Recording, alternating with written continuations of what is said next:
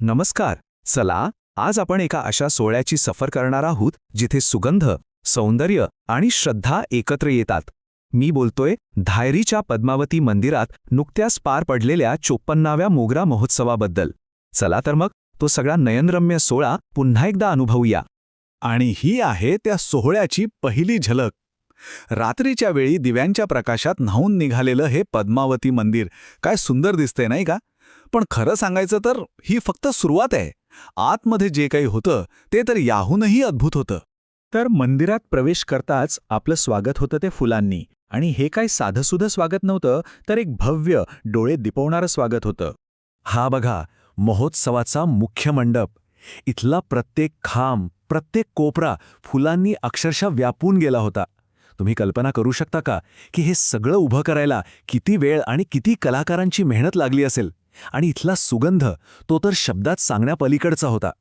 आणि ह्याच सजावटीमध्ये जरा जवळून पाहिलं तर फुलांनी लिहिलेला हा आकडा दिसतो, वर्ष 54. म्हणजे हे काही पहिलं किंवा दुसरं वर्ष नाहीये, तब्बल 54 वर्षांची ही अखंड परंपरा आहे, ही निष्ठा आहे.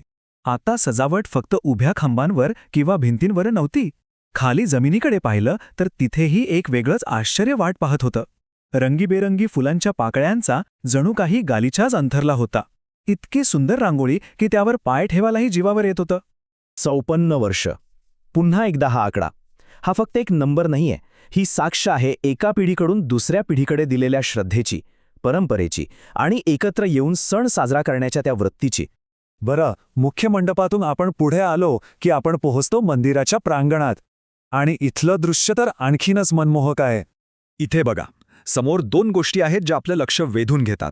डावीकडे आहे फुलांनी सजवलेलं हे विशाल पिंपळाचं झाड आणि उजवीकडे जमिनीवर पाकळ्यांनी काढलेली ही सुंदर नक्षी. म्हणजे बघा, निसर्ग आणि कला यांचा किती सुंदर मिलाप आहे हा. आणि त्या पिंपळाच्या झाडाच्या पयथ्याशी तर बघा, दिव्यांचा तो मंद प्रकाश आणि त्या प्रकाशात चमकणारी फुलांचे रंग. खरंच इथे नुसतं उभं राहिलं तरी एक वेगळीच शांतता, एक सकारात्मक ऊर्जा जाणवत होती. पण एक प्रश्न पडतो की ही सगळी मेहनत, ही सगळी सजावट कोणासाठी? तर ती होती हजारो भाविकांसाठी, जे देवीच्या दर्शनाला आले होते. त्यांच्या उपस्थितीनेच या महोत्सवाला खरी शोभा आली होती. हा लोकांसाठीचा उत्सव होता. आता आपण जाणार आहोत त्या ठिकाणी जे या संपूर्ण सोहळ्याचं केंद्रस्थान आहे. चला, आपण थेट मंदिराच्या गर्भगृहात जाऊया, जिथे पद्मावती माता विराजमान आहे. आणि हे बघा, मंदिराचं गर्भगृह. असं वाटतंय जणू काही फुलांची एक विशाल भिंतच देवीच्या मागे उभी केलीये. काय रंगसंगती आहे, काय ती कलाकुसर, नजर हटतच नाहीये. थोडं जवळून पाहूया. यामध्ये पांढरा मोगरा आहे, लाल गुलाब आहेत, केशरी झेंडू आहे, कितीतरी प्रकारची फुलं आहेत. आणि प्रत्येक फुलाला इतक्या अचूकतेने त्याच्या जागी ठेवलंय की एक अप्रतिम डिझाईन तयार झालं आहे. आणि या सगळ्या सजावटीच्या केंद्रस्थानी आहे पद्मावती मातेचं हे मनमोहक रूप. या फुलांच्या आरासेमुळे देवीचं तेज जणू काही आणखीनच वाढलं आहे. खरंच खूपच प्रसन्न वाटतं हे दर्शन घेऊन.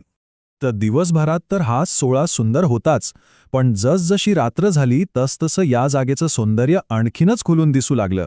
हा एक अविस्मरणीय अनुभव होता. हे रात्रीचं दृश्य बघा.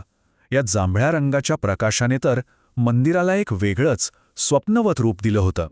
म्हणजे पारंपरिक वास्तुकला आणि ही आधुनिक लाइटिंग यांचा मिळाप डोळ्यांसाठी एक पर्वणीच होती.